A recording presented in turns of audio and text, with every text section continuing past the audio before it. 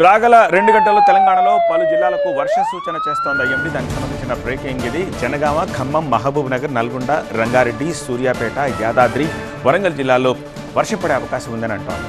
Yellow alert జారీ చేసింది వాతావరణ శాఖ. ఇప్పటికే ఏపీలో పలు జిల్లాల్లో వర్షాలు పడుతున్నాయి. పల్నాడు జిల్లా చిలకలూరిపేటలో మోస్తరు వర్షం పడింది.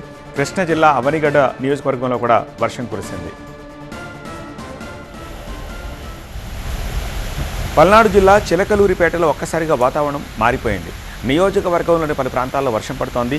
నిన్న మొన్నటి వరకు ఎండ వేడిమికి ఉక్కపోతకి అల్లాడిన ప్రజలు కాస్త ఉపశమనం పొందుతున్నారు.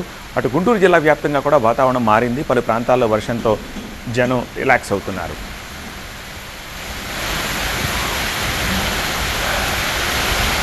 ఇక కృష్ణా జిల్లా అవనిగడ్డ నియోజకవర్గ వ్యాప్తంగా వర్షం కురుస్తోంది. దివిసీమలో వాతావరణం చల్లబడింది. అవనిగడ్డ, కోడూరు, మోపిదేవి మండలాల్లో భారీ వర్షం పడగా చల్లపల్లి, నాగాయలంక, ఘంటసాల మండలాల్లో మోస్తరు వర్షం కురుస్తోంది.